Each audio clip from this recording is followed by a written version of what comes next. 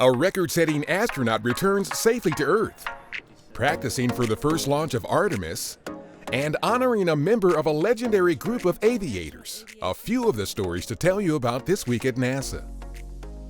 On February 6th, our Christina Cook returned safely to Earth from the International Space Station with 2 Expedition 61 crewmates.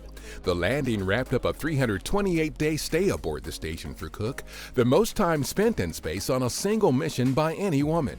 Her extended mission also will enable researchers to observe the effects of long-duration spaceflight on a woman as the agency plans a return to the Moon and an eventual trip to Mars under our Artemis program. Practice sessions are underway at the Kennedy Space Center for the launch of the uncrewed Artemis 1 test flight of our Orion spacecraft and Space Launch System rocket. Planners typically introduce issues during these simulations to help the team gain the experience needed for the actual launch. NASA's first female launch director, Charlie Blackwell Thompson, is leading the team that will eventually send the first woman and next man to the Moon as part of our Artemis program. We held a Black History Month program at our headquarters to honor retired Air Force Colonel Charles McGee, who flew with the famed Tuskegee Airmen during World War II.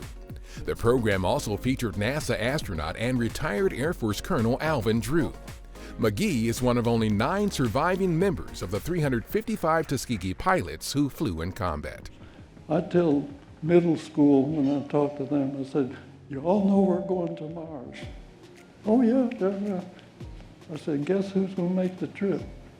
When it gets all planned, I think the planners are going to be too old. And I say, "It's going to be one of you." The Cygnus resupply craft for Northrop Grumman's 13th mission to the space station is named in honor of Air Force Major Robert H. Lawrence, Jr. In June 1967, he became the first African American selected as an astronaut, but he died 6 months later in a jet crash. The SS Robert H. Lawrence is loaded with critical research and supplies for the space station. That's what's up this week at NASA. For more on these and other stories, follow us on the web at nasa.gov/twan.